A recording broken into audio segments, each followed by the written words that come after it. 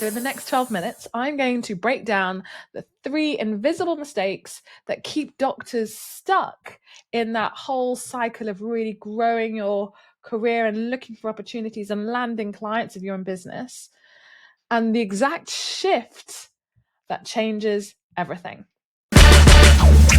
Hello. So today I am going to cover a topic that is emerging, especially as we move towards the end of 2025.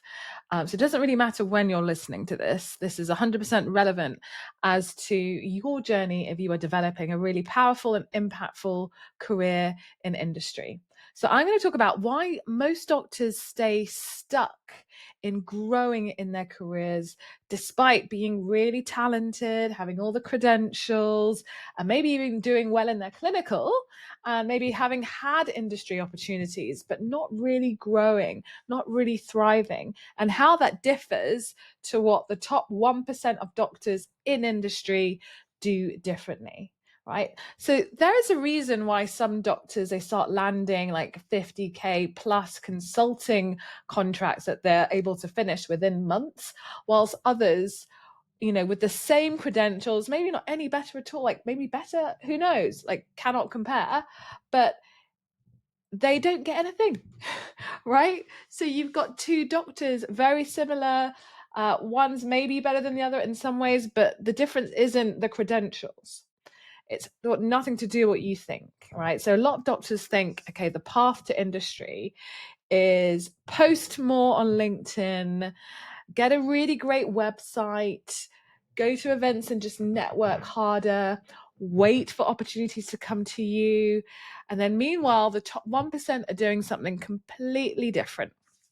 Right. So in the next 12 minutes, I'm going to break down the 3 invisible mistakes that keep doctors stuck in that whole cycle of really growing your career and looking for opportunities and landing clients if you're in business, and the exact shift that changes everything.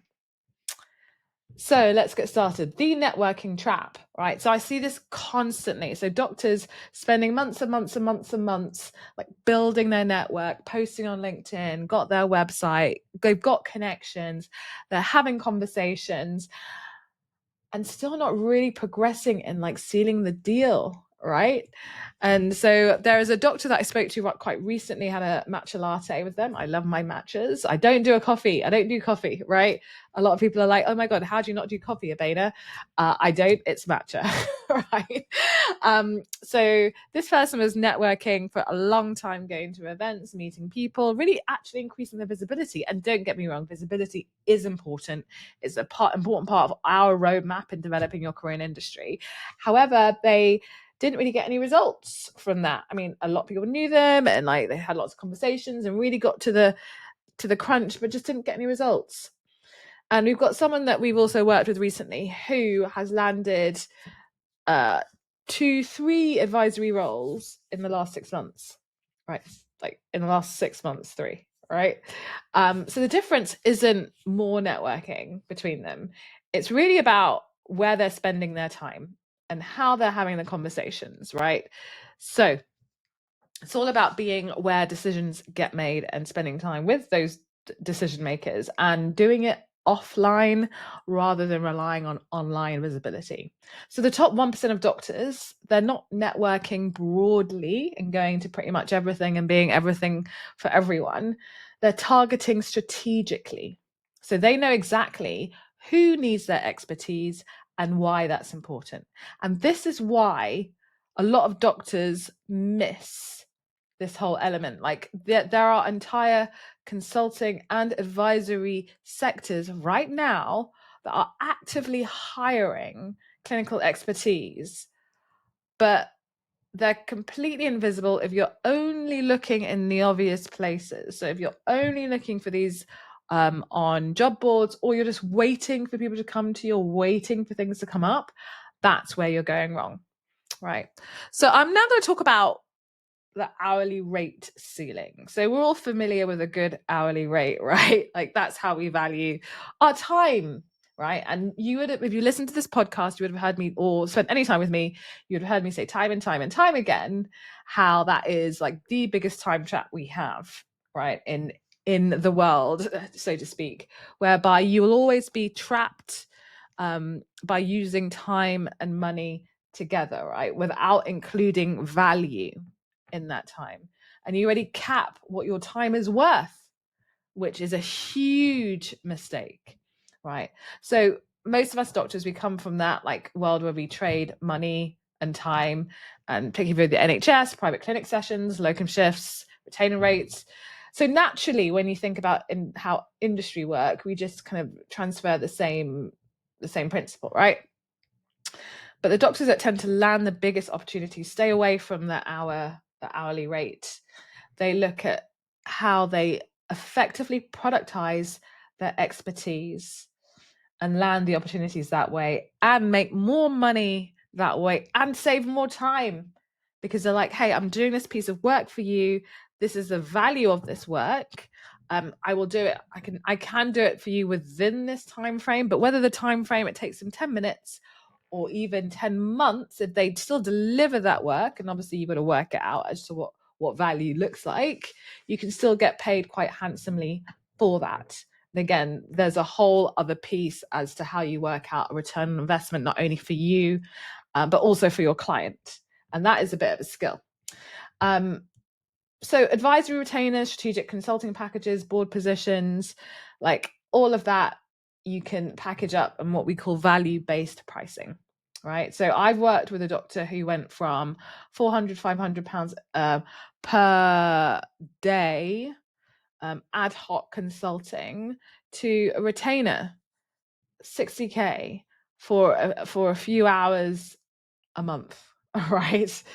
And that was with one health tech company. So they weren't working more, they just restructured how they package their value. So when you're like productizing your expertise, one engagement leads to the next, usually. So you end up continuing the work or increasing the amount of work. So you're not having to constantly having to find new clients all the time or find new companies to work with. And we see it all the time. People go in to industry careers through doing a piece of work, like whether it's medical writing, whether it's consulting, anything. And then an opportunity comes up, bam, and you're in the right place. And they're like, hey, can you work with us some more? Can you work with us some more? Oh, we've created this whole job. We don't want to have to go through having to advertise that. Can you work with us? At the end of the day, you are doing a favor for them, so they don't have to go to market and go through the rigmarole of finding the right person. Because if they've seen how you work and they like you and they've got good results, they're going to want to work with you more, right? So, hidden opportunities. Right. So where do you find these opportunities? And you hear me say 85% of opportunities are never, ever advertised. And myself, I'm someone who likes to create opportunities for myself and also for other people. I totally get off on that. Like literally, that is my orgasm, connecting people with opportunities, and hence developed a whole business around that, a whole global community around that, and all about creating value. So most doctors, they only see like the obvious pathways such as pharma, clinical director roles, and maybe advisory board roles if they're lucky. But as you know, there are hidden consulting sectors where your clinical expertise is desperately needed, and they pay really, really, really well, right? So these are just some examples of things that do come up quite a lot. So medtech companies, they tend to hire for go-to-market strategies, right? Investment firms, we're seeing a lot of this in our doctors in industry at the moment, whereby we've got a new VCs are seeking doctors to join their advisory boards and do due diligence and deploy doctors into their portfolio companies. All right. Triple threat opportunity, triple win opportunity, right? Digital health startups who are simply wanting doctors to open doors, right, and build the credibility and give that credibility stamp. Yes, we're backed by doctors. Even very recently, we had an event on the 1st of October in central London at Harley Street Health District. It was a startup pitch event. We had Dragon's Den, or our Doctor's Den. So that was 4 highly regarded fellows in our community, doctors who are giving feedback to startups who are pitching, right? And the startup that won, Giovanna from Forte Medical, her business just took off after she won the award, which is the Backed by Doctors Award. And she managed to start raising more money for her startup. And I believe recently managed to close a funding round. So at the end of the day, like, having that credibility stamp is hugely valuable to a lot of companies just by being who you are. Regulatory, we see a lot of those roles go around. Health insurers and payers, the list does go on. I'll talk more about them in our event that's happening next week. The pattern is, like, these doctors, they know which rooms to be in, and they understand that the real opportunities are not going to be on job boards. They're created through strategic positioning, right? So the key is, stop thinking like a job applicant, stop waiting for things to happen, stop asking for permission. So move from that mindset of being maybe a job seeker to an expert, right? Or think of someone who has a business idea to you're a founder and a thought leader, right? And you solve expensive problems that people will actually want to pay for. So what actually separates doctors who land opportunities from doctors who stay stuck? And I talk about this a lot. And the key thing is action, just taking action, right? And I see lots of doctors who spend a long time trying to get ready, for months, and in the meantime, opportunities are being filled.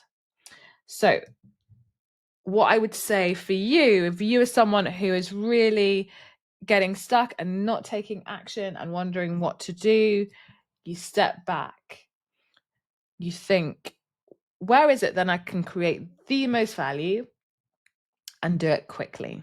And the best way to kind of find that answer is to look back at what people come to you for, what you do effortlessly that other people find quite hard. We talk about zone of genius and unique ability quite a lot. Look that up. That is the best way to get started. And then use that, merge that with the passion that you have in the world. So I'm always about, what passions do you have for solving certain problems? What are those problems? How does that affect other people? How big is that problem? Right. So merge those two things, your unique ability or zone of genius, and the problems that you're passionate about solving, and then just start talking to people about what you're doing or what you're looking to do. Own it, have those conversations. And in that action taking, you will get more clarity on where you best align. Right. And that's specifically relevant if you're at the beginning of your journey, but actually it's continually relevant as you grow. Right. So I would say, and I always say to this doctors who I start working with them, stop posting. This is not the first step of our roadmap. The first step is clarity, right? And this is for a reason, because posting just amplifies the confusion, especially if you already have confusion, right? So what have I covered in this short period of time? These are the 3 shifts that I'm going to talk you through. So 1, I said, stop networking broadly, right? Start targeting strategic. Recap. Okay, these are the 3 shifts that I've talked about today that you need to take if you want to go towards being one of the top 1% of doctors in industry. So 1, stop networking broadly and start targeting strategically. Know exactly who needs your expertise and will pay highly for it. 2, stop thinking in day rates and hourly rates and all of that stuff. It's a trap. Start productizing your skills so one engagement leads to the next. And 3, stop looking in like job boards and expecting people to come to you.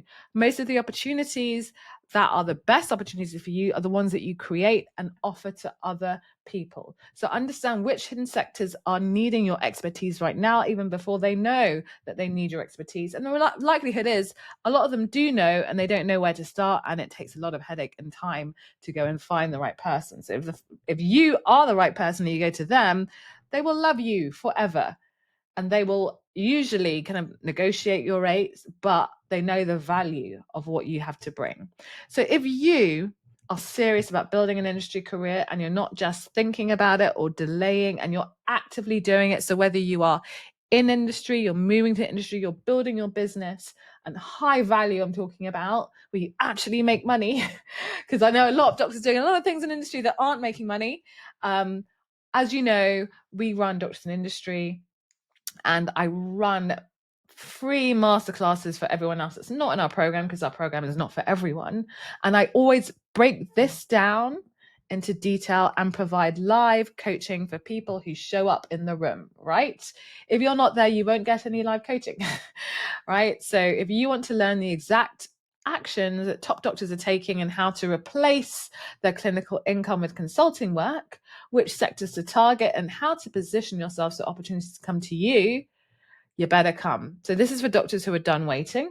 These are for doctors who aren't delaying and they're done applying and they're hearing nothing and they're ready to shift their mindset and get results on their own terms.